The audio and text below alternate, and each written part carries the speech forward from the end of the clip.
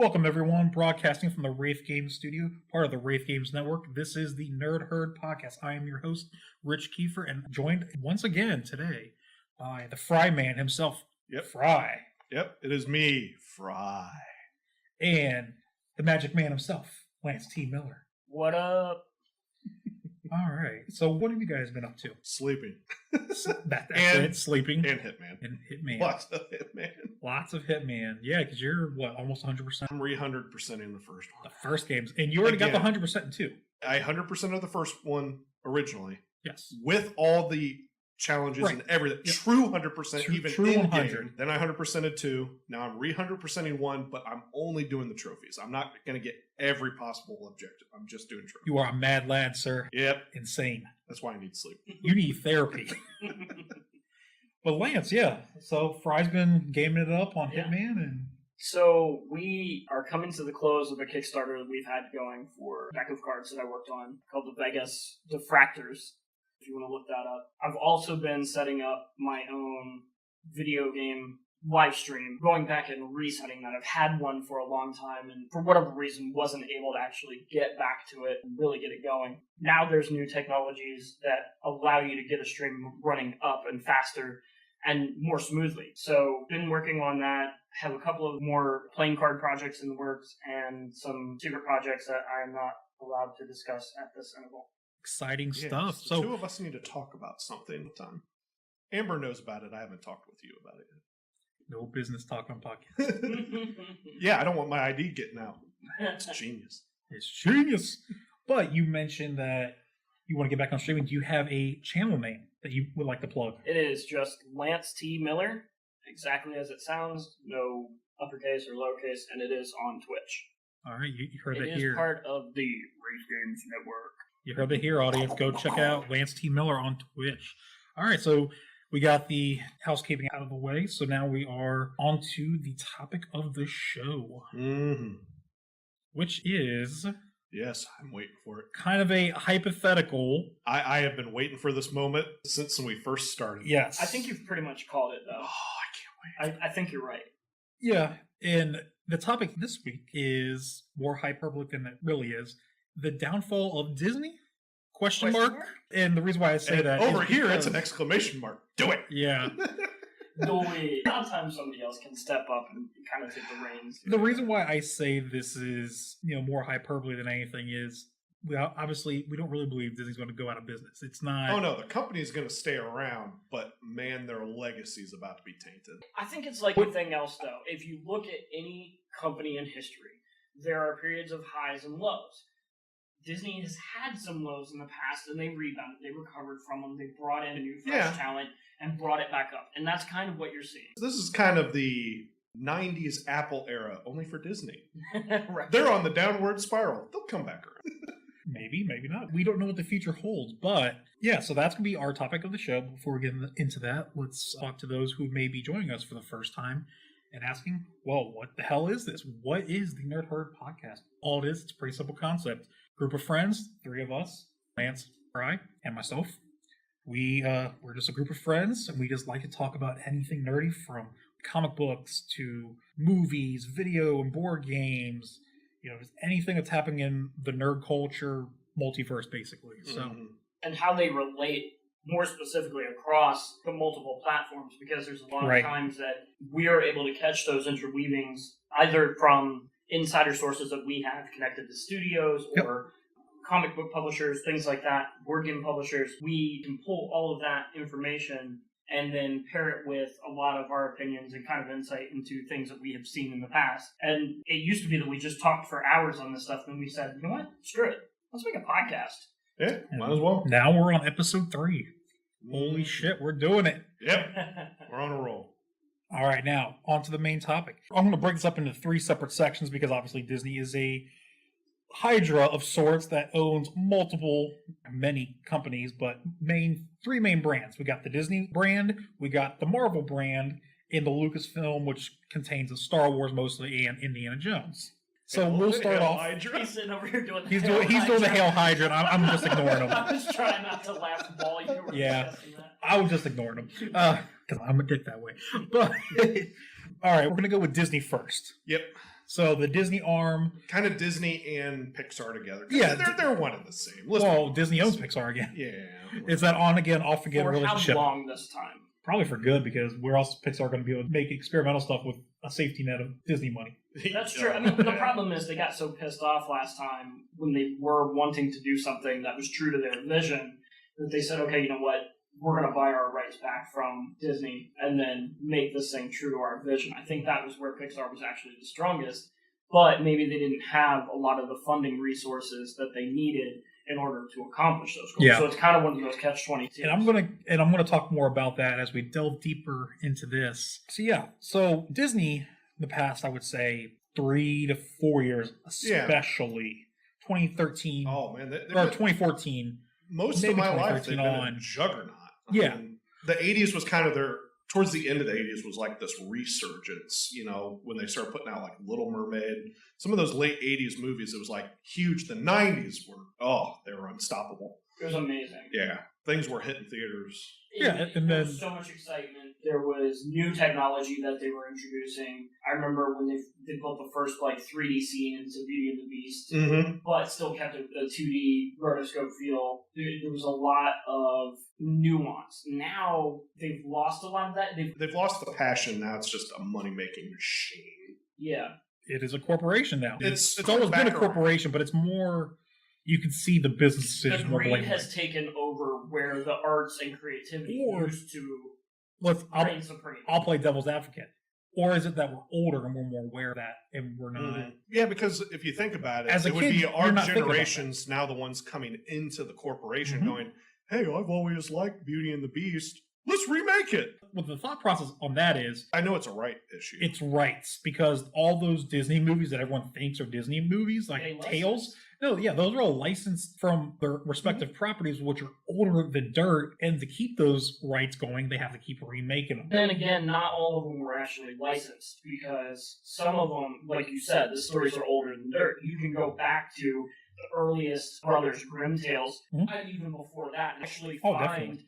the sources of these stories, and they're much darker and grotesque Yeah. than what you've been presented. The same year that Emma Watson's Beauty and the Beast came out, there was another Beauty and the Beast that came out in France with, I can't remember her full name, it's Leah something. Interesting. But it's I didn't know that. it's the girl from the fourth Mission Impossible movie, Oh, the blonde assassin. Really? She was She- Belle? Yeah, she was Belle, and that one I think actually came out first and horribly flopped. It was live action. It was like, oh god. For from a reference here, was that only in France? They ended Stateside up as well. releasing it internationally, but I believe it's a French-produced movie.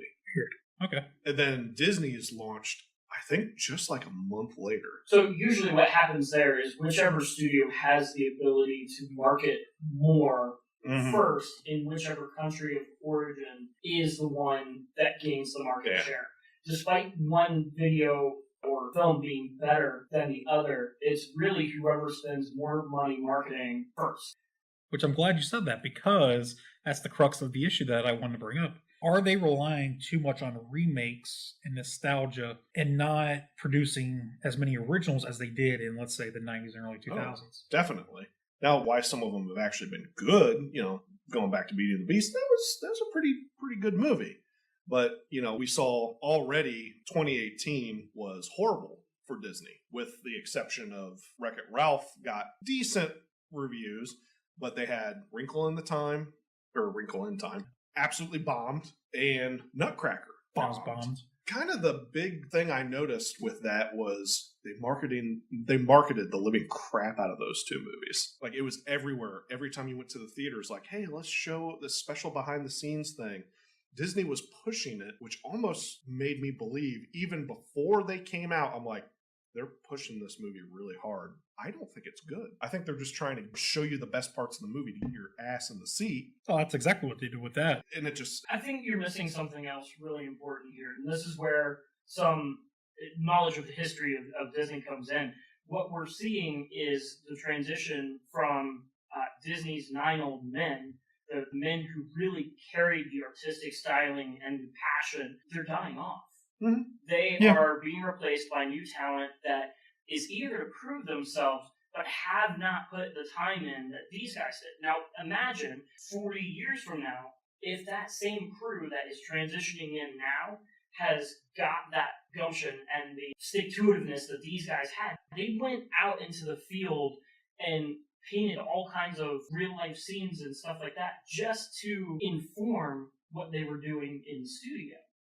And they went and did so much study and so much practice together as the Nine Old Men. There's pictures of Ollie Johnson and Les Clark and all these guys sitting out in the field with their paint set up and everything, and they're working together as a team.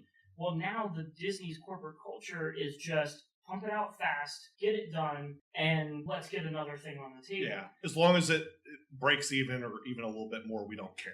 So I think if this new team that's coming in, at least their core creators, can get together on that same level, we may see a resurgence of that down the road. Yeah. And I think that's where your hypothesis of is Disney on the decline question mark really comes into play. Because I think it's more just a transitional period from the guys who really held the vision to now the younger kids that are coming in have the technical know-how, but don't necessarily have all of that experience under the belt that these guys did. And going back to what Rich said, they definitely need more original thought. Some of these live action movies and some of the other movies they've produced recently have definitely kind of captured the look, but they haven't captured the feel.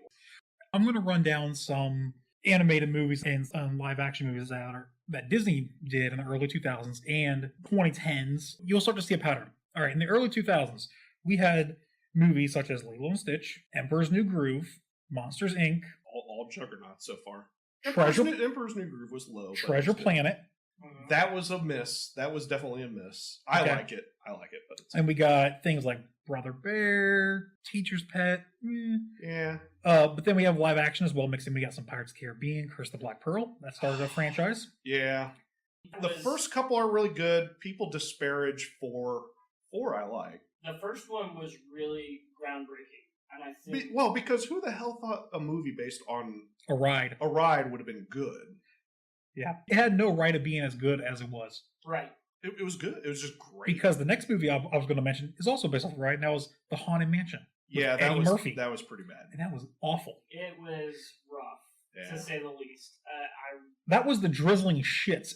I remember walking out of that saying, well, there's 2 hours of my life I can't get back. Yes. Yeah. I walked out of it and gone, well, not all rides need to be made into movies. And that's which they didn't learn from, which we'll get to. See, I was disappointed because Eddie Murphy typically had chosen pretty good scripts up until that point. Up to that point. Pluto Nash was before that. I wouldn't say that. I think I remember saying he well, really owed somebody a favor. He did.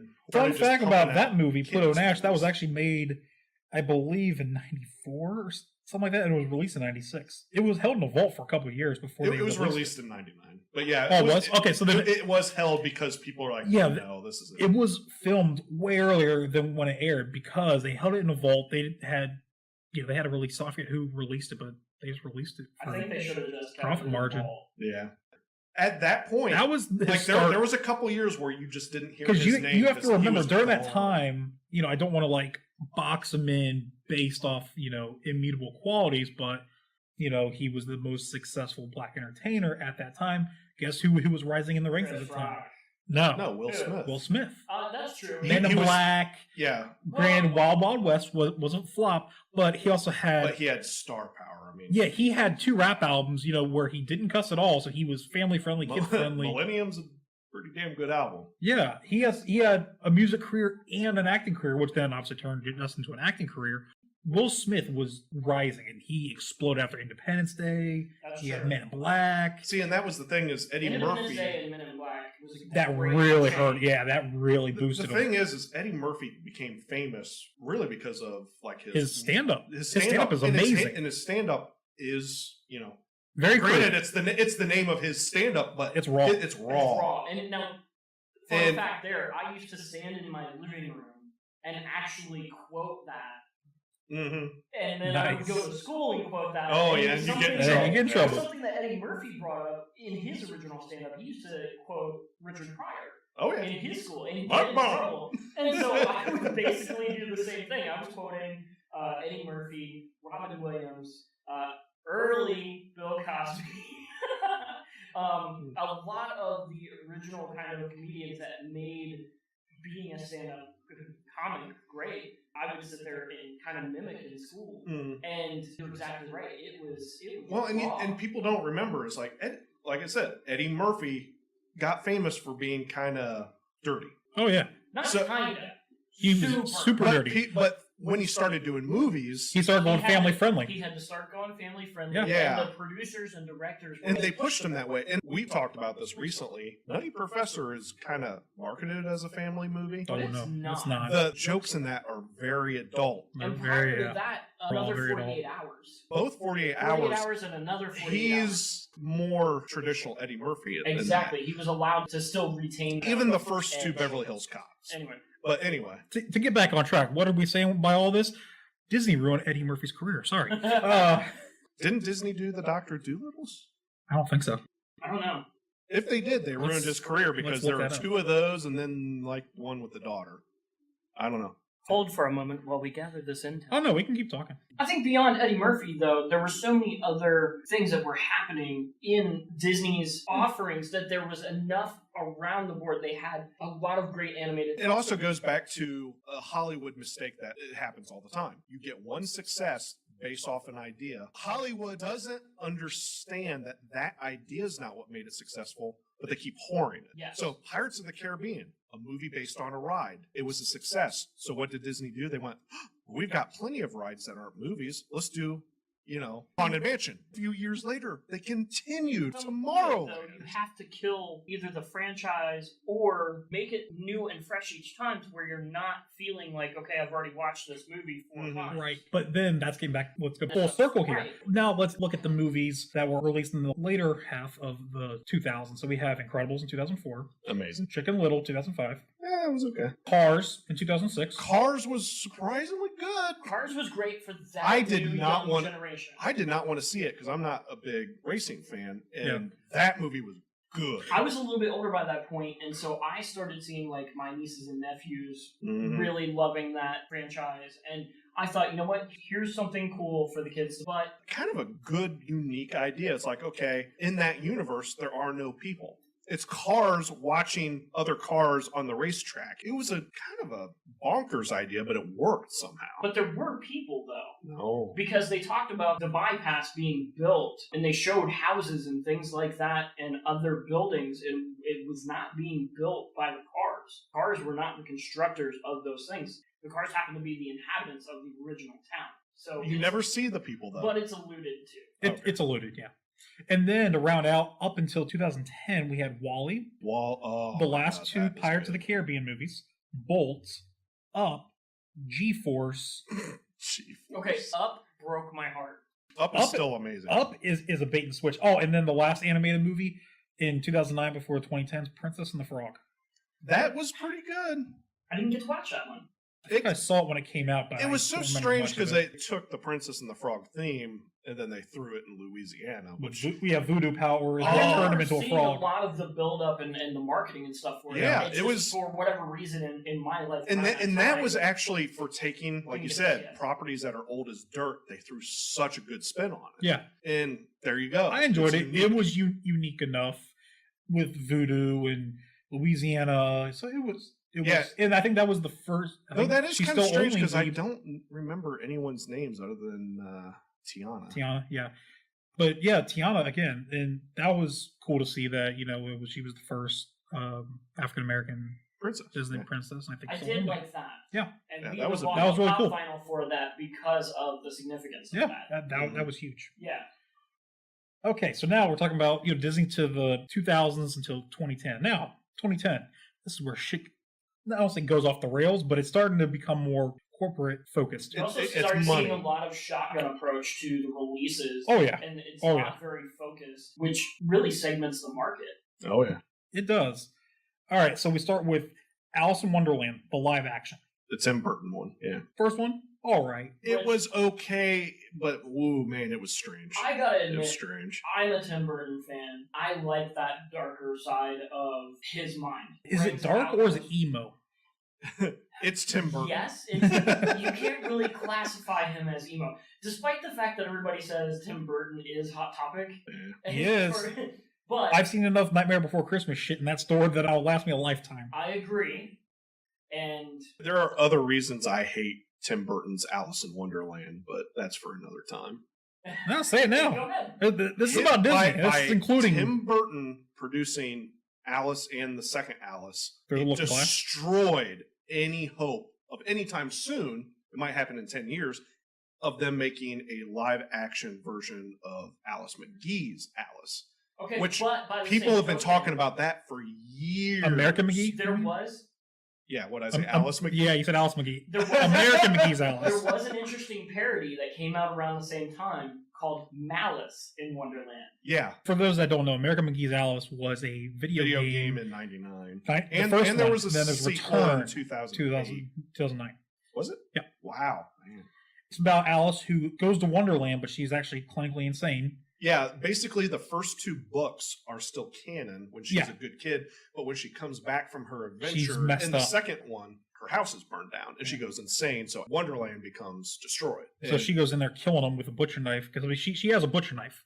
She's actually trying to save Wonderland, but everything's so fucked up. Yeah, and it's like Tim Burton's almost had the look of it and feel of it, but it wasn't. It was toned back. I think he took inspiration from that and just toned it back, which was cool to see. And now I won't get that version probably. Oh, no. At least to analyze, there's so many people that derive from each other's ideology that you get those other spinoffs, so you get a little bit of that flavor, but then there's a whole new story or a whole new edge. If I'm remembering correctly, because I never saw the sequel, because why bother? Tim Burton's Alice, it wasn't really Alice, if I remember correctly. His version was also a sequel. Right. Very much like American McGee's story. But the first time she comes down the hole, if I remember, the rabbit even says, "Oh, you're not Alice." Yes. Back on topic. Let's blast through this list before we get distracted more. But we had Toy Story 3 also. That was 2010. That was probably their last... Well, no, I won't say last good one. No. Frozen. There's a couple, Sorcerer's Apprentice, live action. That was kind of a miss. Tangled. Amazing. Oh my god. Seriously. That's probably my favorite modern Disney movie. And then we have Tron Legacy. Loved it. Tron Pirates is good. of the Caribbean on Stranger Tides. People hated it. I thought it was fine. I wasn't as big of a fan. But here's the thing is that it is based on the book on Stranger Tides. All they did was they took the plot of the book and threw in Jack Sparrow. So really, people were like, "Oh, I'm burnt out on Pirates of the Caribbean." It's like, well, it wasn't a Pirates of the Caribbean. It was actually another book that wasn't even supposed to have him in it. But they just said, "Okay, here's a cool pirate story. Let's throw Jack Sparrow into." Yeah, that's all they did. It was burnt out. Jack Sparrow didn't belong in that. I was tired of Jack Sparrow after 3. I'm like, okay, trilogy's done. Retire him, which they're finally doing. Really? They're not going to do a 6? No, they're going to do one, but it's a complete reboot, which we'll get into that. We'll talk about that. Okay. But yeah, so then to get through this, Cars 2, Wreck-It Ralph, Frank and Weenie. 2 is the worst movie I've ever seen. Monster University, Planes, Frozen, Planes, Fire and Rescue. Kind of going back to your Princess and the Frog comment, if I'm remembering correct, Frozen was the first adult princesses too. Yes. All the princesses up to that point, I think, were teenagers. But anyway. Throwing some live action here. We got Maleficent. Yeah, that Tomorrowland. was Tomorrowland. Of course, we had garbage. Alice Through the Looking Glass, Jungle Book, Peach Dragon, which you're starting to notice a theme here. Finding Dory, Moana. Moana was excellent. Cars 3. I give that one up to Dwayne Johnson. Yeah. More so. He carried a lot of that. The girl, she was amazing. Yeah, indeed. Then we have Beauty and the Beast. What else do we have? Oh, Wrinkle in Time. Yeah. Christopher Robin and the Nutcracker in the Four Realms for rounding out live action. Yeah, why do you take Nutcracker and try to turn it into Lord of the Rings? It's like, what the hell were you? Christmas money. And then why did they release it in September? Oh, I can answer that. They should release it. That was the problem you had on Santa's Workshop. This was the problem we had on Santa's Workshop. We got that to market too late, and so nobody knew it existed last year for Christmas. I don't know that they do again this year. I don't know that they put much effort into marketing it because they considered it maybe a flop last year. But it was the breakout product of Origins for 2017. Nice. Congrats. So, I don't know. Yeah. And there's not many, Christmas-themed board games out there, so... No. I think it's one of those ones that if it hits, cool. If not, cool. I already got paid for the work. All right. We're deviating again. Yep. Back on topic. It was your fault. That's true. See what you did. So, we did Wrinkle Time. Okay. Incredibles 2, Christopher Robin, Nutcracker, we're talking about those. Ralph Breaks the Internet, and then we have Mary Poppins Returns, rounding out 2018. Then next year, this is where it's really starting to show with the cash-ins. We got Dumbo, Aladdin, Toy Story 4, Lion King, and Frozen 2. And this is where I start to lose all interest. Yep. It's all remakes of and like I said, old animated movies into live action, and we got 2 animated think sequels. it's a good idea. No, like I said in our last podcast, I was not blown away by the Aladdin teaser, and that's my that is my favorite Disney movie of all time. And I freaked out. It looks. I'm not gonna lie. I freaked out when I saw the Cable Wonder. So Will Smith as the genie versus Robin Williams. All right, I'm gonna say something really unpopular and probably controversial. People just. I wanted to just say it as bluntly as. Oh, come on, just say it. We know what you're gonna say. As get over it, but at the same time, we can't bring them back. Yeah. I know. But in my opinion, there are better comedians than Robin or Will Smith. Will Smith. Yeah. Will Smith hasn't really done comedy in a while, and his last couple movies, while being completely laughable, are not good. Right, but they're going for that name recognition, and again, go back to what we were talking about earlier. Nostalgia. Will Smith, it is. It's all tying together. Yeah, Will Smith, 90s movie with 90s nostalgia. Yeah, with I'm not Will okay Smith. With that. He's popular still for some there are so God-forsaken many reason. better But comedians on the circuit right now. oh, there are. But Will Smith has a brand name. So do the other comedians on the circuit. Do they have one like Will Smith? They should have done a short person genie and gone with Kevin Hart. I would have loved that. He comes out and he's like, "Oh wow, I've gotten smaller since I've been in there all these years." He's big on the scene right now. He so is. We can talk about it. He's big on the scene right now. He's touring actively. I like Kevin Hart too. I can only take him in short spurts. He's very hyperactive. Can we get a rephrase? Short. Fuck you, Lance. That was great. It's a short joke. Damn you, Lance. He's good, but he's one of those guys that I can only take in small doses because he's so high strong, high energy. And it's like he will wear you out. Yeah. Who, Kevin Hart? Yeah, unless he's with The Rock, because The Rock plays that good balance to him. Those two, I can watch those two forever in any So movie. The Rock is Aladdin? No, he's Jafar. Oh my god, that would be amazing. That would be that'd be so strange because Jafar's a lanky little bastard. So having a big guy like The Rock would just be so strange. Like, why do you need the lamp? You can just beat the living crap out of Aladdin.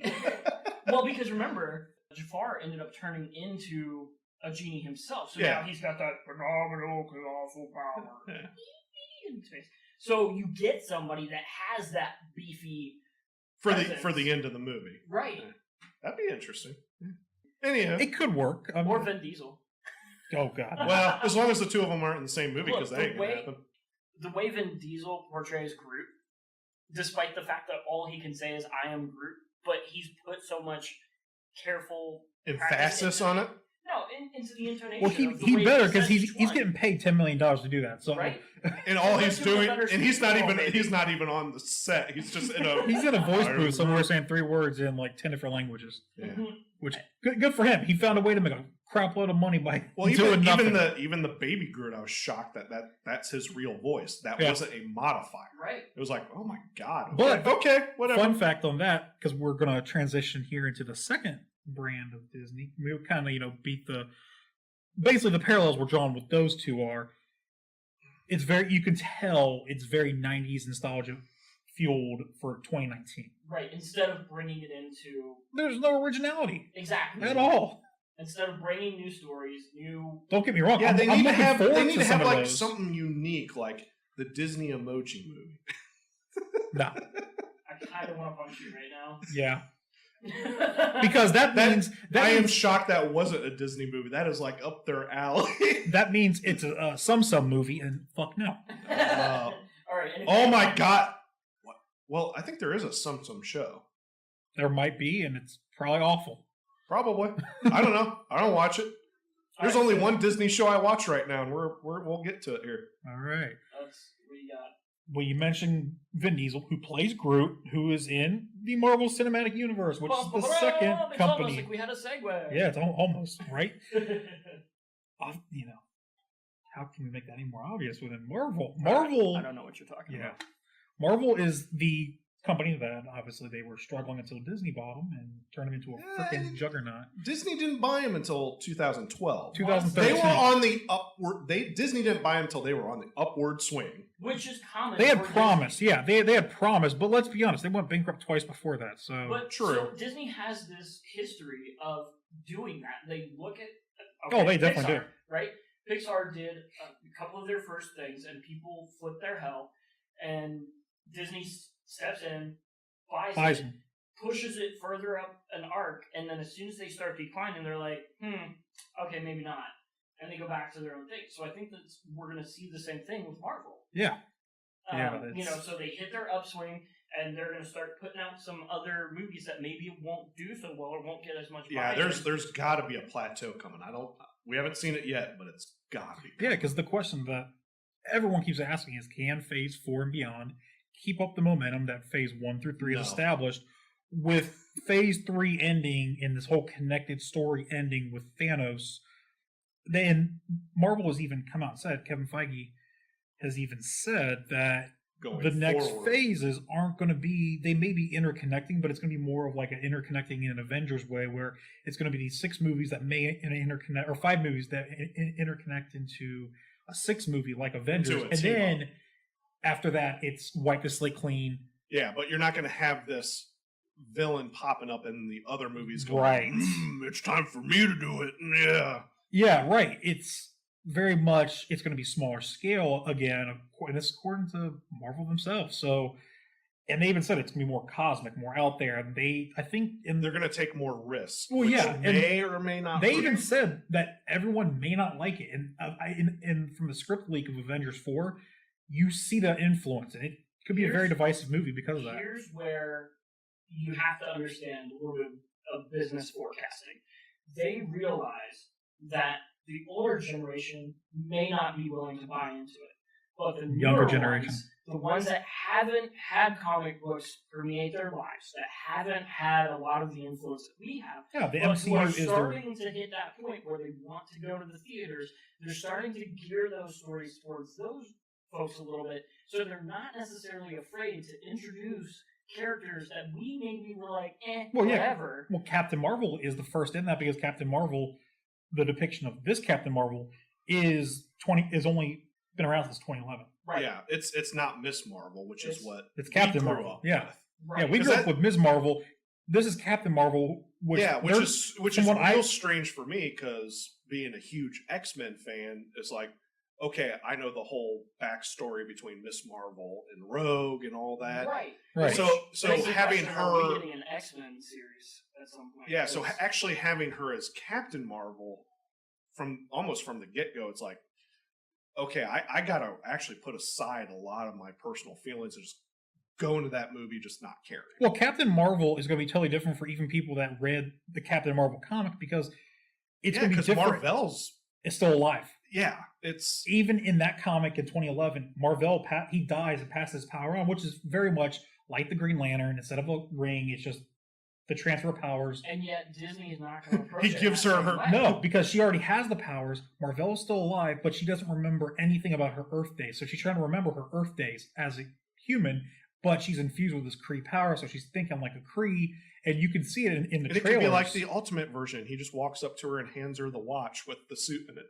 Oh, everybody's favorite Marvel suit, the watch suit. No, I'm gonna smack you right now. I'm gonna. I think you're. No, you're. Oh yeah, you are reaching on that one. Oh god, yeah, I hate that suit too. I just But they're doing. But this is showing that they're doing something totally different now with Captain Marvel, and it's basically an original story. They're taking bits from the comic, but they're not translating the comic point to point like they have been with, let's say, Iron Man, Incredible Hulk, Captain America, Thor, Guardians to an extent. They kind of, the movie influenced the comics more now than ever. Oh, definitely. Yeah, the comics are nothing. The comics are now the movie especially made the comics design is more adapted from the movies. Yeah. What else? Doctor Strange. All that, they kind of kept their core origin intact. And Captain Marvel, they're kind of making their own up for the MCU. Yeah. Which is cool to see. So people can't complain. The one complaint I've heard from friends and coworkers and people that watch all the Marvel stuff, and it's like, yeah, it's cool. And and some people are going to like it no matter what, but it's starting to become, we kind of know what's going to happen based off the comics, which I thought was interesting, people saying that. I think the MCU has gotten people to read the origin stories, at least, of the comics. I think that's been one of the largest things that I've appreciated about it, is it has gotten more people to go back who weren't considered in the nerddom like us, right, and then learn to appreciate the culture that we grew up with. The comic version, or the comic side of Marvel, was definitely failing.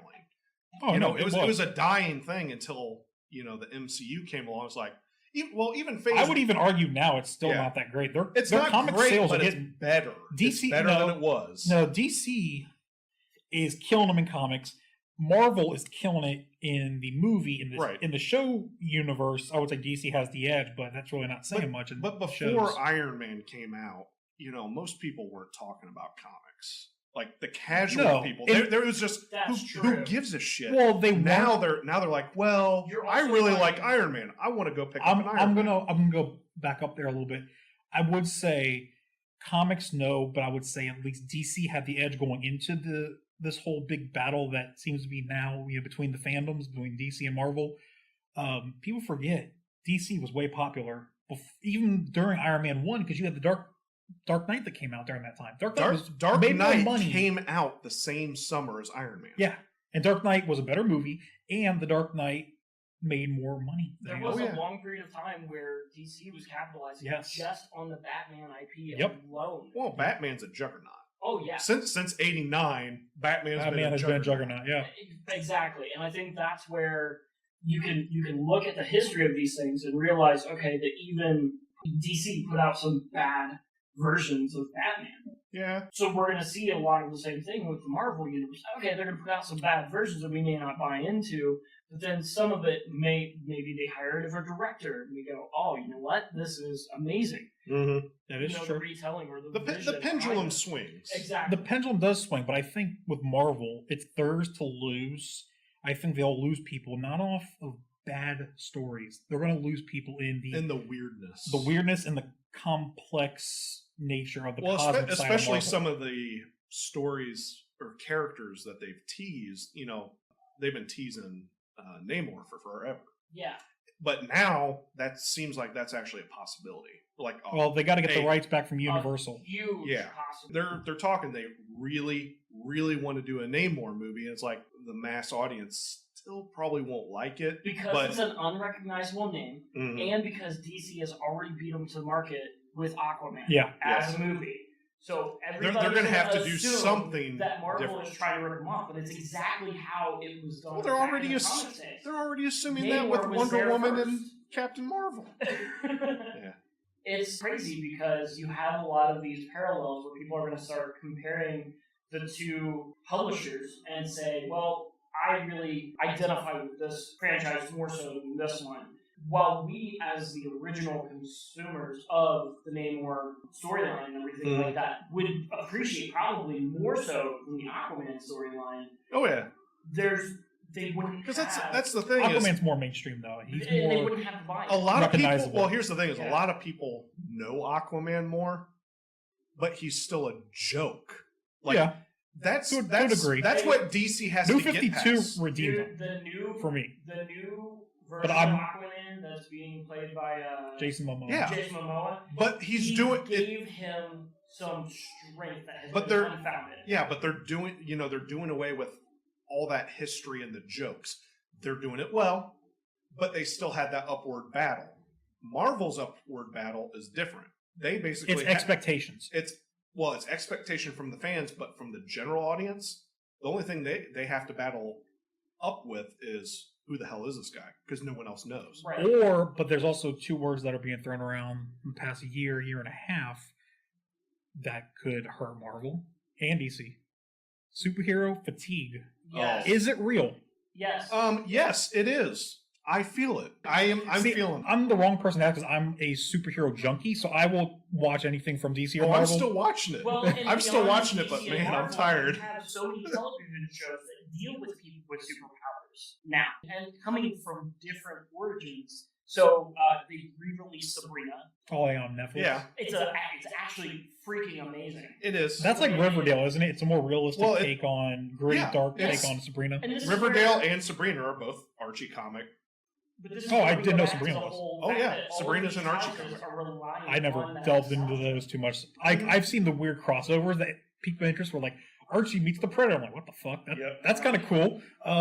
I think there was one where he meets because the Batman. latest season of Riverdale deals a lot with supernatural stuff, trying to I kind heard of there's a tie to crossover. Sabrina. Yeah. They don't cross over yet, but there's Well, talks they that the even next one mentioned- will. They even That'd be mentioned cool. Riverdale in the They Sabrina did. series. Yeah. So they're already putting Because they're her on different platforms, that's why they didn't cross over these two seasons, but they probably will in the future. So this reminds me a lot back when Buffy the Vampire Slayer And Angel. And so they started talking about those crossovers, and then they did the Angel spinoff. I feel like there's something coming from this, but I don't think it's going to carry the weight that either of the two individual shows have. Well, the crossover that we're all waiting for, at least for the Marvel side, is pretty obvious after it goes through probably in 2019, is the crossover. Well, it'll With be X-Men. part of the MCU, will be the Avengers and the X-Men. Obviously, Right. it won't be the original Avengers. It'll be the new Avengers, Illuminati, whatever you Yeah. want to call them. And the X-Men. hopefully, what I'm hoping, they probably won't because Marvel does this with everything. I'd like them to take the cast as it exists now. I mean, obviously, we can't get the cast from the 2000s because those characters have been retired. And to clarify, you're talking about the current cast of McAvoy, the ones in Apocalypse Days of Future Past. Sophie and- Turner. What I'm hoping is they just leave it as it stands because Days of Future Past did a lot of fixing with the timeline, even though the original trilogy happened and all that garbage. The best thing I think that Marvel can do, because the X-Men franchise is, for the most part, solid. They've had a few missteps, but they haven't been horrible, except for Last Stand. I like how he slowed down. Origins. That's now been fixed with Deadpool. with Deadpool. Yeah. Oh my But God, I'm thinking Deadpool's what my they're favorite the wisest thing they can do is they just move it in. You don't even have to acknowledge the previous movies, maybe make a reference to them, but you just take the cast and you move forward. Yeah, I mean, Deadpool That's- obviously won't cross over unless they tone them down I think they will. for those movies and Because- then keep Well, them they've all already- on. Because the Fox thing that brand. people don't realize They is hinted at Disney that. does own studios that make rated R movies. Right, but they're not going They to put also Deadpool. hinted at that with Colossus and the Megatronic Teenage Warhead. Right, Yeah. they did a crossover with that Sonic. to get for in little fun fact. I mean, Probably what will happen is the Deadpool only movies will be rated R and kind of balls to the wall. yeah, When he comes over, they'll tone him down. right. But I mean, they've been working together for a little while now because Ego was a Fox property. They Mhm. gave that to Marvel to use in favor of Negasonic Teenage Warhead, which was a Marvel property, the way it was depicted in But I X-Men. think she was And Deadpool. 2007 was the first appearance of that one in a comic. It was Negasonic, really late in the game. yeah, it was. Correct me if I'm wrong. I want to say it was around That's- 2000s. Yeah, that's not a character that I knew well because Okay. I stopped reading X-Men kind of mid-aughts. Yeah. So, and I don't recognize. I didn't recognize the character until the movie. Yeah, she's a weird character. But anyway, like, yeah. you know, it's like as long as they don't do Avengers versus the X-Men. No, I don't think they're going to. Because if they do that, then we might as well just blow our brains out because that was one of the worst comic runs I've ever read. yeah, it was pretty bad.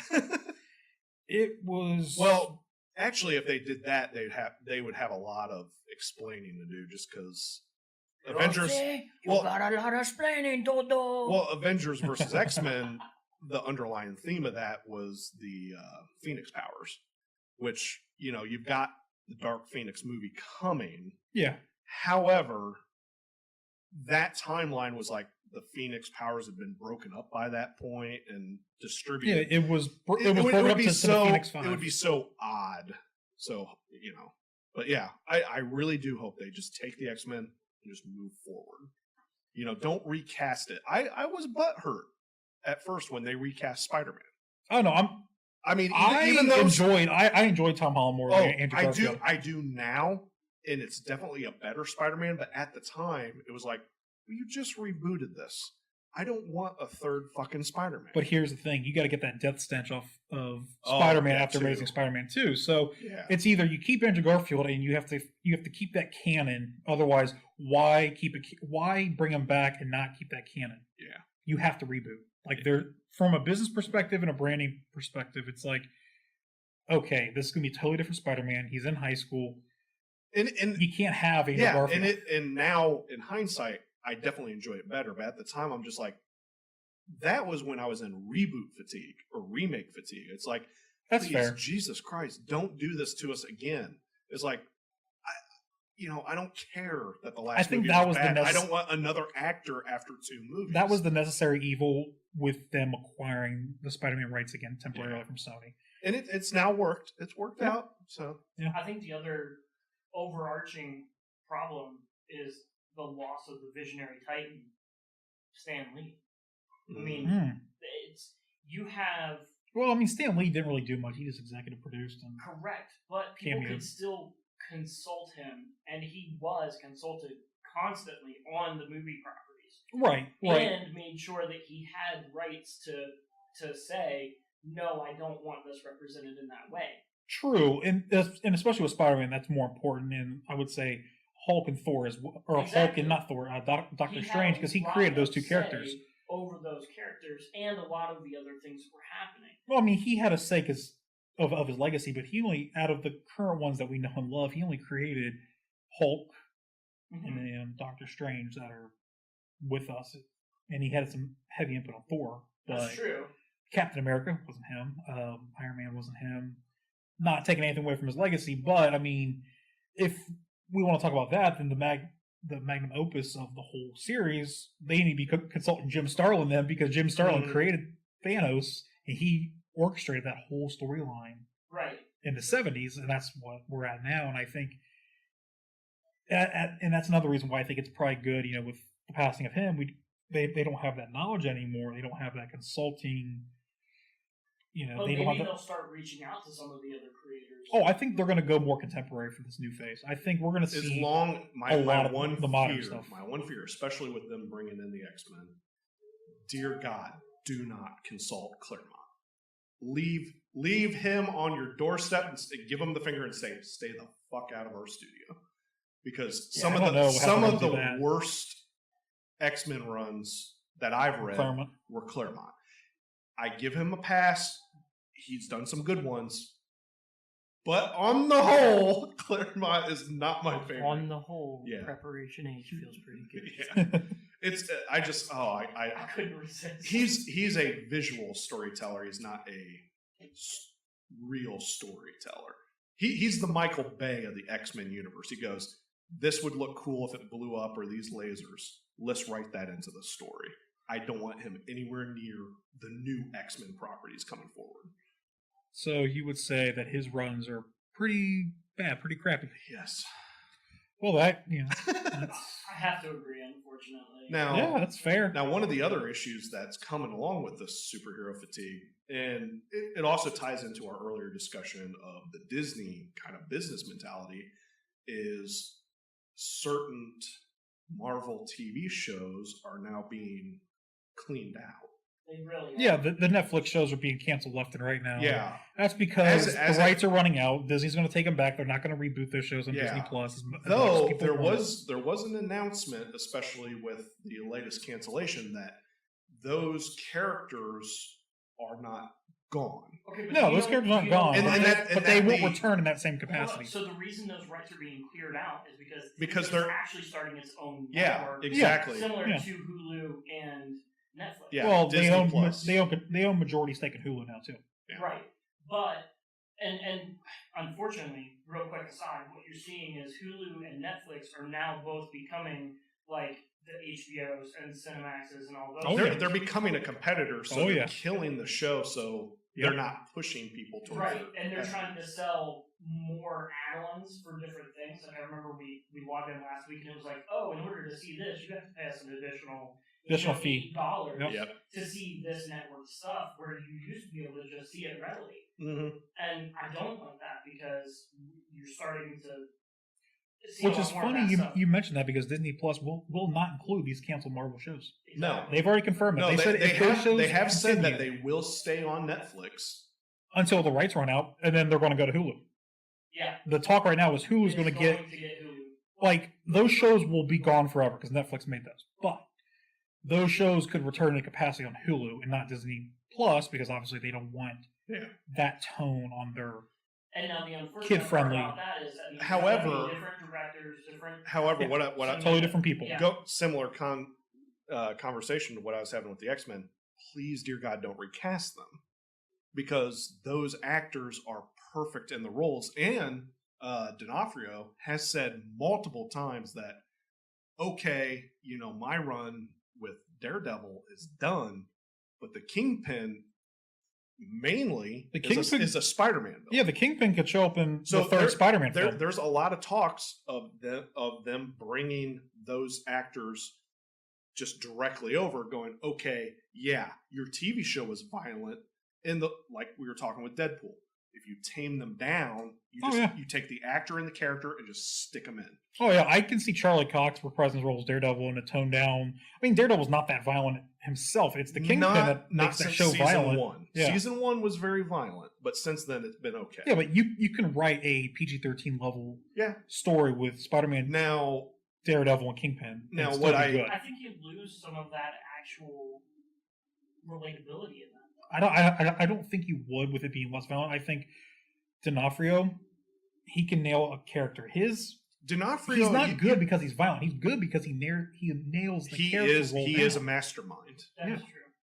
You don't need the violence at all. People will say, "Oh, it enhances." Yeah, it makes him more intimidating and fear, but he can be intimidating just by talking. He doesn't have to lift a finger. Though and he's one of the intimidating. characters I am worried about is the Punisher, and I'm hoping that they Man. don't. Yeah, Punisher has to be violent. That's just That's the nature of the character. And what they could do is you don't have to see brains and Matter blood. viscera You everywhere. don't have to see that on screen. Leave the character the way it is because I love Dude, this he's a current run. badass. Yeah, he is really good. John Berthenol. Yeah, I would leave him alone. I watched the first episode very skeptically, and then I was like, "Oh Yeah, shit!" Oh, I was on board day one as soon as they said when John they Berthenol showed was going him to play in him. season 2 of Daredevil, it was like, oh my god. What you do with that, because again, the Punisher and Spider-Man have a lot of ties. Because if I remember correctly, the Punisher first showed up as a Spider-Man villain. I believe, yeah. Yeah. Because he was murdering people in the comics or in the comics. yeah. And Spider-Man thought he was a bad guy because he's murdering people. You could bring him in the same thing. You could show those deaths off screen, or just show him shooting the machine gun, and maybe you just hear people going, ah! And you don't have to show it, but you can move forward with it. I don't want these cancellations to destroy what's already basically part of the MCU. You don't want to take your cinematic universe and then cut this section out of it like a tumor and go, forget about that. Right. Right. If it ain't broke, don't fix it. Yeah. folks. Right. They kind of did that with Hulk. It is part of the MCU, really, until Civil War, though. They kind of cut that out. They're like, yeah. They just didn't reference anything from that besides General Ross. Well, and General Ross did not come back until Civil War. True, but they really didn't need him to come back for Yeah. anything else. I mean, he's kind of So it was kind out of there. they kind of just never mentioned it at all, and then now it's like, okay, we acknowledge it. and that the main actor of that movie is a douchebag. Can I tell you one thing nostalgically that I am actually looking forward to from the MCU? Yes. Howard the Duck. I'm not. He's a cool cameo, but I like the cameo. Without James Gunn in Disney anymore. I just wouldn't leave. No, it can't work without him. I think, or someone like him. First movies that I saw that had just like this raw character to it that was no. What I mean is, it was the first Lucas flop. but we'll get to that. We'll get to that in a minute. At that point, to me, was so crazy that I bought into it. I was like, oh man, that's So when they cameoed him in the collectors, I saw that as a kid. So even as a kid, I didn't like the movie, but I do have a weird soft spot for it because I like Leah Thompson. You should probably have a doctor check that out. Yeah, I like Leah Thompson. That's the only reason I respect the Howard the Duck movie.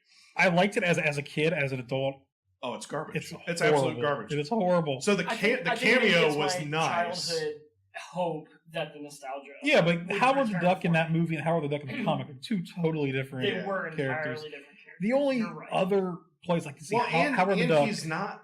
If I remember, he's not a actual 616 or even in the MCU. He's not from this dimension. He is from the animal dimension. Yeah, he's from the animal dimension. And he crossed over and got stuck. So if you did a movie, you'd have to explain all that stupid shit. You don't really have to. You don't have to explain it. He can just exist in the cosmic realm. Yeah, it was as like, is. What was it? The Transformers. The very first one they did like a quick minute explanation thing of the invasion of aliens, and then the appearance of the Transformers. Like you could essentially do the same thing. Yeah, because I mean, there could be that same Animal Planet could be out there in the MCU and not a separate dimension. That's easy to write in. What makes him interesting and what makes him weird is that right now, his most recent run, besides the Deadpool stuff, Doctor Strange was his big tie-in. He was the Sorcerer's Apprentice, which was a whole play on Disney acquiring, Disney acquiring all that. I thought that might be something that we get to see as a Doctor Strange kind of callback. In the Howard the Duck movie. No. I don't know. Maybe it's just like I said, it's my childhood. No, Cumbersnatch wouldn't want that in his movies. Cumbersnatch. Well, not just that, but I don't think there's ever going to be a Howard the Duck movie. I think he's just going to be. You don't think so? No, I think he's delegated cameo roles in Guardians and stuff like that. I don't think he'll ever have his own second movie. I can hope. Oh well. But since we talked about Lucas failures and dashed hopes, let's talk about Star Wars. Star Wars. No more hope. Yeah, I think have three different opinions here on how this is going so far. I don't know. Now here's the thing. I've enjoyed some of the newer stories that have been, and that is where our difference. That's where our differences begin. Yeah, exactly. Well, I'm not afraid to. Well, and especially that's fine. I'm just saying, like we all three we have things that we like and hate about. Especially Rich and I, we have argued to. Oh yeah, we're going to get into it now. Yeah, we've argued to the ends of the earth about Last Jedi because he absolutely despises it. I don't despise it. I just think it's shitty storytelling. I thought it was okay, except Canto Bite sucks, and the whole that is a really low bar to go over. Except if you cut Finn, Rose, and the whole Canto Bite crap out of the movie, that whole plot adds nothing to the movie. Right. That's my only real problem with that story is their whole story is isolated from everybody else. They're trying to get onto the other ship to help, Poe and them get away. Right. They go to the casino. They get distracted. They don't find the guy they want. Yep. They do get on the ship, but they don't complete their mission. And then the whole ship gets attacked. But their story never reconnects with the rebels or the resistance, whatever you want to call them, until the very end of the movie. You could cut the actors and that whole storyline out of the movie. Does not matter. And the movie plays exactly the same. Yep. Exactly the same. On top of that, I'll air my grievances. The political climate of it, though. We can talk about that, but I'm going to air my grievances of it. Many hot takes of, there's people argue, well, they did this because of this and SJW, blah, blah, blah. I'm not even going to get into that crap because I'm talking about just basic storytelling mechanics here. The way JJ set everything up, it seemed like Rian Johnson then ignored it in favor of his vision, which now we have this disjointed mess, which I think also is more on Disney or Lucasfilm for letting them do it. They should have not, because I won't say that they should have selected one director, because the original trilogy had 3 different directors. Worked out fine. Right. However, but the original visionary was there the whole time. Yes. Exactly. There was a roadmap. For your second movie, JJ completely walked away. The only person who was remotely visionary in there was Kathleen Kennedy. And she basically was like, go nuts. That was it. It was make me money.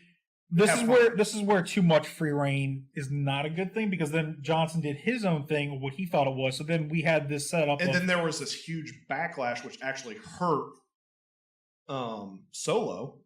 Yeah, which I'll talk about that. But what my grievance standpoint is, okay, we have Finn, Poe, and Rey, who we established in the previous film. Yeah, as the new trilogy. Okay, cool. I'm cool with them so far. They were pretty solid in that. My complaint of the first movie was it was too much like A New Hope. Whatever. Look at the second one, right? So the second one gave me what I wanted, a completely original story. The problem with it was the things that they set up that I was looking forward to. Granted, they didn't pay off. It's expectations in your mind. But at the same time, you cannot tell me that my expectations in my mind with Snoke, he wasn't like Snoke was supposed to get killed in the second film. Really? No, he was not. No, he was supposed to get killed in the third. Villain. But the one thing I will give him credit with that is it shocked people.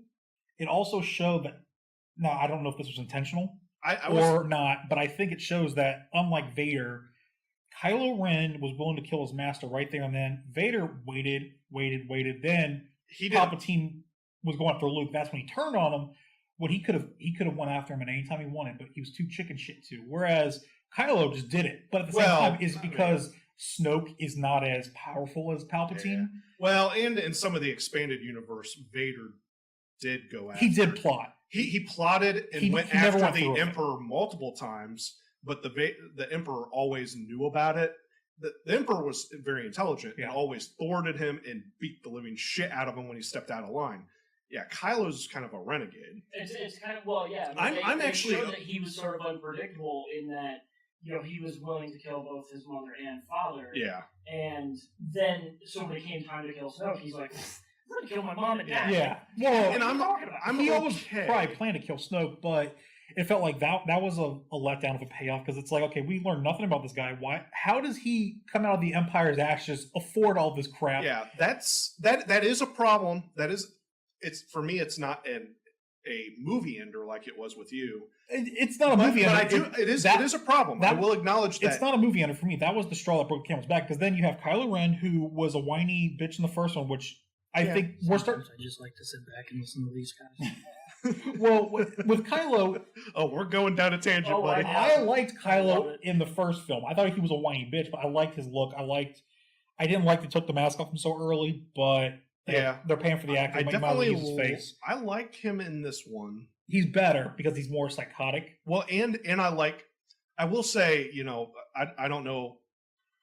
After a while, I stopped reading the fan hate because I liked the movie and I didn't want to be... I actually, honestly, didn't want to read something that spoiled it for me. Right. I enjoyed it, so I didn't want to read someone bitching and convert me. I love the Rey Kylo plotline in Last Jedi. That was interesting. That was the one interesting thing that hooked me. One of the things I guess I should specify this before we move too far away. I'm actually 100% okay with him killing Snoke. But I do agree with you. What they should have done is the movie probably actually needed to be like 3 hours. Explain a little bit of Snoke, give a little bit of that history, and then you could have still killed him at the end. Yeah. I'm okay with Kylo being the big bad because it's less characters to worry about. It's also they kind of shifted the bad guy from being Snoke and Kylo to Kylo and Hux, like a power struggle there now. Yeah, I don't like Hux. And Hux is not a threat. I never liked Hux, even in the first one. the best thing about Hux was his speech in the first one. Yeah. Where it was basically a Hitler speech. And it was like, okay, this guy's evil. We'll kill him in the next movie.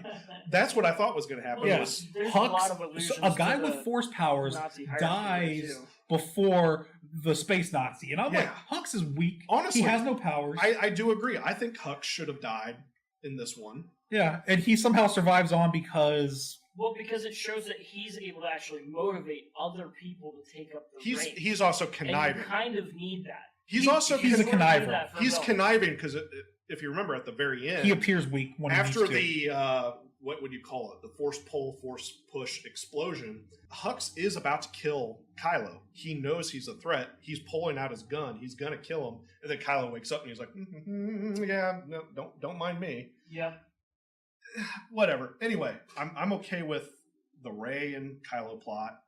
I'm actually okay with the Poe plot. Like I said, Finn, I really think should.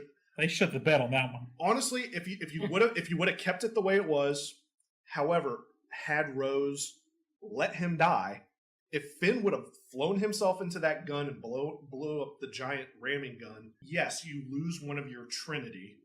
Rose could have replaced him in the next one in that role as kind of like I am honoring his memory, but given Finn this cool death, that's what needed to happen. Her saving him was just garbage. Now, okay, here's unfortunately probably why they didn't kill Finn. Money. No, he's a black guy. I mean, I hate to say yeah, it, but if you think about it, right? And I think he is the only one in that movie. Exactly.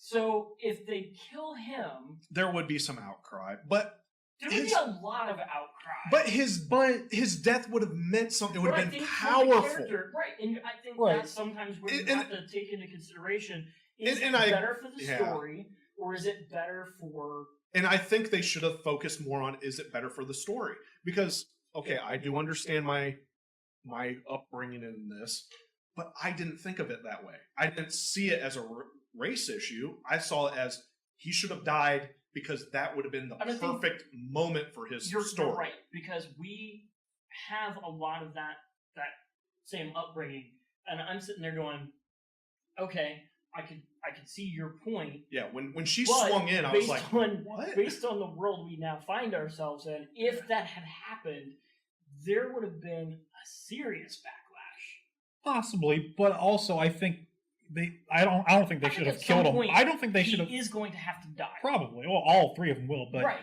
I don't think they should have killed him because I think he had unfinished business with Rey because it's like first movie there in that. Yeah, because there is that weird love triangle. Yeah, it's like okay, they were hinting at Finn and Rey. Now it's Rey and Poe. And then there's that bromance between Poe and Finn. There's definitely something between Poe and Finn. Let's be honest. It's like I think they're trying to hit the anime audience with that one. Yeah, but Rose though, I think Rose. This is how I'm going to preface it because I don't. There could be backlash from Rose, both sides of this argument on this, but to me, Rose was a worthless character that unfortunately. Ouch. Well, what did she? She doesn't. It goes back to my point. If and you cut her out of the movie. It doesn't impact and to preface this, which sucks, I have to even preface this, but to preface this, it's not the actress's fault. It's the writer's fault. Yeah, but she was put there to be the voice of conscience. No, she was, but the character, like, why do they need a voice of conscience? They have Leia. They still have Leia, even though. Unfortunately. Yeah. That's my other big gripe with the movie. And I saw her as being the good angel sitting on the shoulder. She is, but I mean, Rey, she has moments of darkness, but Rey is pretty goody two-shoes so far. See, and there's a couple, again, it's as much as I nitpick this movie, I still like it. Well, that's one thing I actually expected, given the amount of hate Rey shows at the end of 7. Yeah. I fully, and especially this weird across the Force love plot that is definitely what that was between Kylo and Rey. It was a more believable love than Padme and Anakin. Right. And I felt for him. Yeah. I fully expected her to turn with him. When he asked and said, just take my hand and join me, I'm like, she has to. They hinted at that too with, what's his name, Mark Hamill. Yeah. Yeah. That there was too too much darkness. There's too much darkness in he you. was afraid because he had recognized it from before. Yeah. And you They start going, should have. oh, dude, if she goes down, Honestly, that'd be awesome, because then they can bring out a new. Well, actually, or she could have joined and turned what on. they should have done was she turns and then had, because this whole saga of Star Wars is about the Skywalker people. No, Rey turns, and then in the next movie, Kylo comes to his senses and comes back. Oh, so it's a redemption arc for Kylo. Because it is about a Skywalker. This is a Skywalker story. I could see that. That would have been a better story, and that's what I was expecting. It didn't happen. We'll have to deal with it. My other big gripe is they were so weirdly dead set on this. Well, we want to honor Carrie Fisher's memory. We're not going to kill Leia. They should have killed her. I agree. Unfortunately, and this will be my unpopular opinion. I don't think Carrie Fisher is that great of a person. She definitely brought that character to light, but the things that have happened since the original Star Wars trilogy and her life, yes, I know she was given kind of the short stick. She is not that good of a person in real life. That's fair. She also treated Daisy Ridley like shit on the set. I don't know anything about that because I don't read too much. There was a lot that came out about that she treated her like crap because she's the new girl. But how much of that is verified or made up or hyperbole? I'm not even judging that based off that crap. Because in the movie, what would have made more sense, given that Leia is kind of a more shoot first, ask questions later kind of princess. The first time you see her, she grabs the gun out of Luke's hand and starts blasting down the hallway. What should have happened was, okay, she's already been injured. Her head's all wrapped. She should have sacrificed herself. She should have been the one that turned around the ship and flown in. And her character would do that. Yeah, it made sense. Absolutely. And then you leave. She wouldn't have let the new ambassador. Yeah, you leave Holdo to carry forth because she's also younger. Exactly. She's a little bit younger, and she could have carried the resistance forward. Leia's character is not so selfish as to be like, oh yeah, I need to live, not this person, because she's already tried to sacrifice herself in the past. And honestly, other things. If it would have gone that way, I feel like that would have made more sense for Luke to project himself. He would have felt that loss across the Force, gone, okay, due to Kylo's actions, my sister's now dead, I have nobody. And then he goes to fight him. Right. Exactly. That would have made more sense. There would have been a lot more emotional buy-in on both sides of the story. Mm-hmm. Yeah, because the way Luke dies too. It was kind of sudden. It was just weird. I took that as he expended so much energy to project himself across the planet, he basically became one with the Force. Right. And I got that too, but Luke as a whole in this movie went from last we see him to now. Mm-hmm. Very different character. Very depressing and very... He was a hermit. He was kind of an asshole to Rey at first. Which you would be if you lived in isolation. Right, but as long as it kind of goes back to what you're saying. If they would have paid off a little bit better, maybe in 9, they should have explained. We'll get more of what happened that night, other than Ben collapsed the roof down and burned down my temple. Yeah. What else happened? Because we still haven't seen the Knights of Ren. I'm about to say the Knights of Ren were a big plot point. They showed them in 7. They showed them in 8. But where are they? Yeah. I think they're just like, oh, hey, they look like cool characters. Like, that's all they were. They're throwaway. And it sucks because they could do so much with that. I still liked my original thought before Rogue One had come out. There was this comparison that, there was the heavy Knight of Ren, and his build and the gun he's using was the same gun that I can't remember his name. Imwe. The blind guy, his friend. I can't remember his friend's name. Oh, the guy with the big gun, yeah. He had the big gun. It's like the build in the gun was the same as like the Knights of Ren heavy. And there was lots of comparisons that Rogue One was supposed to tie in to the main trilogy, and these characters were horribly damaged and put into suits like Vader and sustained for all these years, 30 years down the road. And it makes it seem like, okay, so the thing that happened to Vader wasn't as unique of a situation as we originally thought. And now you're starting to see where that's a typical life-saving mechanic. Yeah, I mean, Vader's suit was specialized for him, but it's just basically I guess It's basically an iron a life lung support. suit. Yeah, a life support suit. I guess you would call it. That's what it is Chamber. because that's why he dies, which is a lot of confusion for people at the end of 6. He doesn't just give up. The reason Vader dies, Well, the is Emperor why shocked he's, him. yeah, why he's throwing the Emperor. He's being shocked, and his suit is It's electric. fried. It's fried. It's killing him. Yeah, his patent, because when they take off the helmet, He would have died That's without why the helmet he's coming kinda- off. Well, and it's breathing alluded to fine. in the chest. Yeah, it's all It's fucked not up. lighting when it up. starts Yeah. going fritzy, and then it stops lighting, and and his voice has that. It's not the normal breathing pattern. It's like, it's. Yeah, it's he's gonna die when you take the mask off. Now. So I guess our whole point of this is Star Wars is going off the rails. Well, they just saturated the market too much because look, when You had they one- rebooted this, 2015, Force Awakens, 2016 was Rogue One. Rogue One, 2017, whatchamacallit, Last Last Jedi. Jedi. And not even a whole year. Not even a whole year, 5 months. You have later, Solo with the fresh backlash of Last Jedi. Solo suffers because of that. And I enjoyed Solo because Solo was good. Solo was completely pointless. I will preface it. Yeah. It's completely pointless. Everyone knew what was going to happen. Knew what was going to happen. Except for the end. It was a fan service movie. It really wasn't until that very ending. It was more of, hey, let's just make a Solo movie because he's popular. Uh-huh. They did reward those who pay attention to The cartoon. expanded universe. Right. Yeah. with obviously, spoiler alert, if you haven't seen Solo, turn back now because we're Yeah. going to spoil the ending. Whoops. Spider leg. Batman dies at 3, the end. 2, 1. Spider legs. We find out the main villain of Solo is Darth Maul, Womp, womp, womp. Yeah. which they explain in Clone Wars into Rebels of how he survives, and we actually see him die Yeah, in Rebels. his hate sustains him. Yeah.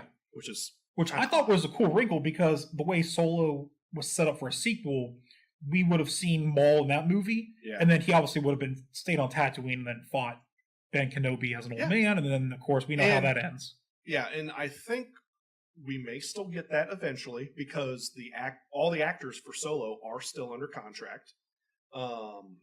But now Disney has realized, oh crap, we got to slow down. Bob Iger came out and said that. Bob Iger doesn't come in on much unless it's However, big. One of my other big sticking points with all this, being a Star Wars fan, is I don't know if either of you watch Resistance. Resistance is No. the 3rd animated show. It came out in October. A lot of people did not know that it's already out. It's the sequel to Rebels. I did not know this. And Clone Wars was great, and Clone Wars is coming back. Yep. Thank God. 7th season, final season. Clone Wars was Yeah, to finally lead back up Amazing. to the beginning of Episode 3. I can't wait to see the battle over Coruscant, and then it'll probably just hard cut, and I can't wait for that. Rebels actually had the same. I guess I should preface this. All shows so far have had the same problem with the beginning. They're aimed at kids. correct. Clone Wars, the movie, was definitely a kids' movie, and it suffered in theaters when the first couple episodes of the show premiered.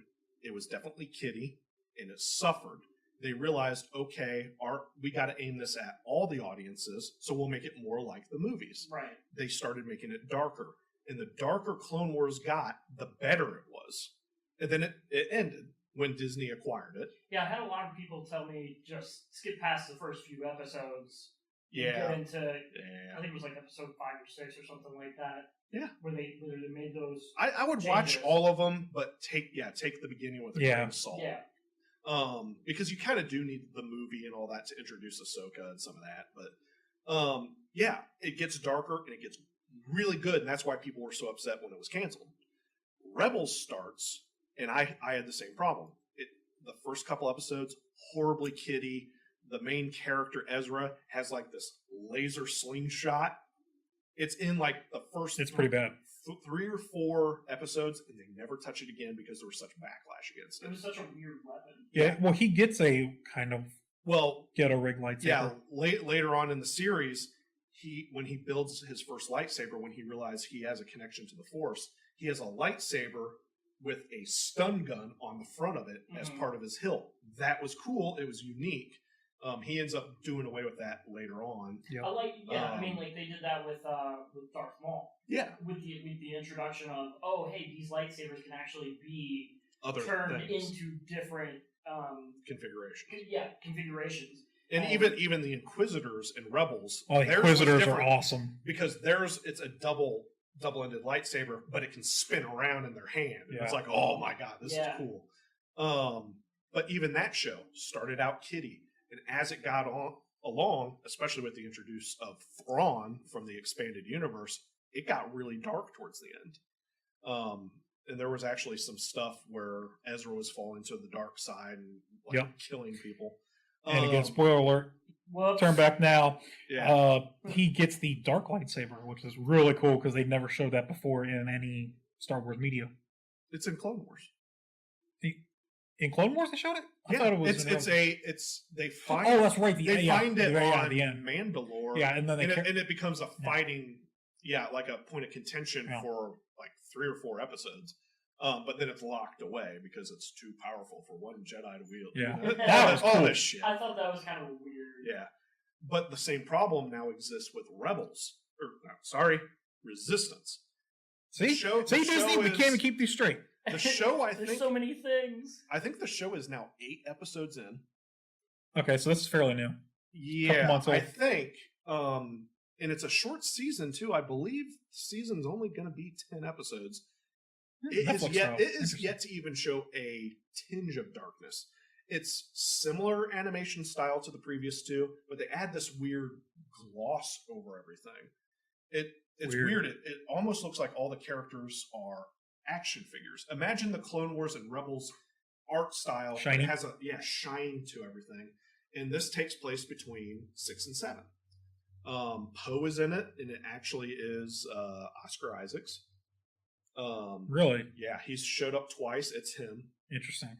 If it's not him, it is someone who is doing a great impression because I don't know how you replicate that voice. His voice is very unique. I know we said the same thing about Hugo Weaving in That's Infinity true. War. That's and true. But anyway, it's very kiddie. It's like, this is going to be a show about the Resistance. Well, it's this stupid kid that's supposed to be a Resistance fighter, but he's on like this refueling station out in the middle of the ocean. Nice. And it's like, I'm spying for the Resistance. There's been 1 episode so far where he did any sort of spying. The rest of it's been like weird, wacky adventures on the way station. It's like, guys, that sounds horrible. You have learned your lesson twice now that Star Wars audiences want a more Well, they obviously haven't learned it because they're still doing it. Darker story. Right. But you keep gearing this shit towards kids, and the ratings have shown. The ratings for the show are not good. And I think what it is, okay, the stories are okay. They're okay at best. They're not bad, but I think there is that backlash. We've told you twice now, this isn't what we want. Stop doing this. We're not going to give you a pass. We're going to bomb your ratings because you're not listening. Yeah, I think that's actually the biggest thing is the audiences these days have so much power. Yeah, in those regards. consumer power. It used to be that we had to just sit back and Deal with take it. what was given to us, and we could complain amongst ourselves. We didn't have a platform. We didn't have a voice. Now social media fuck that all up now. Screwed up everything. Yeah, because podcasts screwed up everything. Live streaming which is good because I think consumers should have more power than they were given in the past. Because before we saw the general attitude, in video games with the Xbox One. Well, if you don't like Xbox One, buy an Xbox 360. Deal with it. The studios though, and it makes them afraid. Yeah. To try something new. Exactly. Yeah. Because then they're sitting there That's going, that's the bad part. This group of this market segment that wants something violent. We have this market segment that wants something kid friendly because they've grown up, but they want their kids to watch Star Wars. So now we want to give them something for them, but we have to add in something adult so they don't get bored. I think they can make shows for each segment and just keep them separate instead of trying to combine everything into one. I think that's the problem. Is all these studios, they want to combine everything into one because they don't want to make 2-3 shows. That's the problem with any IP that bridges any generation. Yeah, but Star Wars is not really that non-kid friendly. If you stand back and look at the series before the Disney era, the original 6 and then Clone Wars and some of the other spin-off things, I would say besides for episode 3, most of the movies are kid-friendly. Yeah. Episode 3 gets pretty bad for kids. Oh, yeah. I wouldn't show it to anyone under like 10 years old because I wouldn't even show it that young. I mean, you see a dude get burned alive, and it's pretty graphic. Yeah. Well, It's terrifying because as soon as that's you a quick way to introduce your kid to the realities of the world. well, yeah, and as soon as you think it's over, you hear him screaming. Yeah. Like, "Good God," yeah, that's worse than the visual. I think it's just hearing that. It's like, holy crap! I mean, if one thing Hayden Christensen did good was that role was that scene. Well, and this goes back to what you were saying about Marie Tran.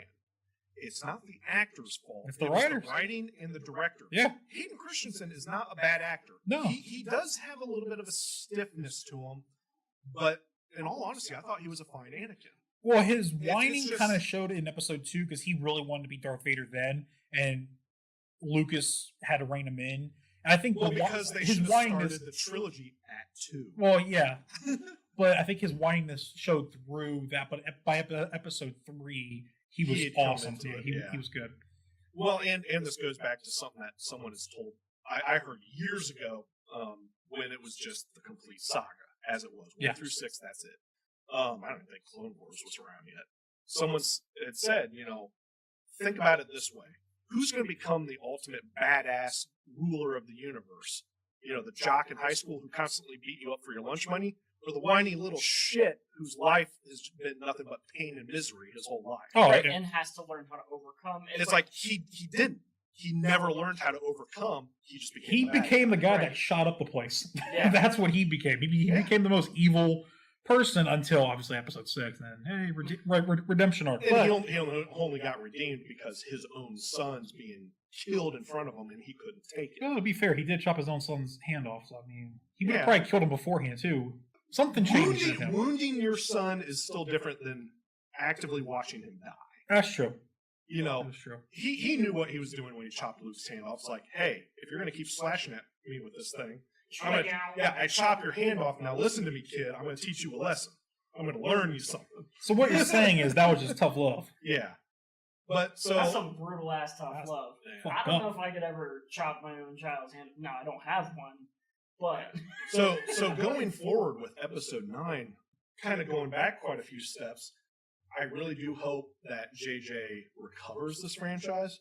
Man, Disney does need to slow down. Oversaturation is going to kill him. It's strange with Marvel. It's taken a while because you have all these different characters and different themes. Well, that, but also when you get into phase 2, it's more of they're established characters, and then we're throwing in some origin there, and then phase 3 we get some more established stories with a couple more origin stories. But the So movie it keeps it fresh. the movies change, especially with Guardians. Guardians is, it's an action comedy, and you're coming off of like Winter Soldier, which was kind of a dark spy thriller. Yeah, That's the two different genres. Star Wars is Star Wars. It's a sci-fi epic. yeah, it's a sci-fi space So if you opera. constantly have It is what it sci-fi is. epic after sci-fi epic after sci-fi, you're going to get burned out It's the same. Yeah, really quick. It is what it is. yeah, and I think they just need to slow down, make a movie once every 2 or 3 years. Even. So when the boss came out and said, "Hey, we're slowing down," that's probably good. Don't outright cancel these movies. I know they did say, as it stands now, is like Boba Fett was canceled and a few others. I bet they'll revisit it in a few years. Well, The Mandalorian is becoming a show. That's going to be directed by Jon Favreau, who Yeah. did Iron Man 1, and he did 2 yeah, he did. as well. And for those that don't know who he is, he plays Happy Hogan. Yep. He actually, director of Iron Man is Jolly old fat. Yeah, he's Tony Stark's sidekick. Yeah. So yeah, he's a good director. So I think, So that could be good. The franchise could. and we might see Boba Fett in the Mandalorian. They might just combine some ideas from that into That's the what they Mandalorian. should do. And then when you get around and actually sit down and make a good script for Solo 2, whatever the hell you want to call it, probably end up just calling it Han. Then you can, move those characters over. You don't have to have, okay, here's Solo, here's Boba Fett, and all these solo movies, not Han Solo. You don't have these standalones and then combine them. You could use the assets from the show and just kind of push those ideas. And similar to what S.H.I.E.L.D. did for Marvel, you set up the next movie in the show.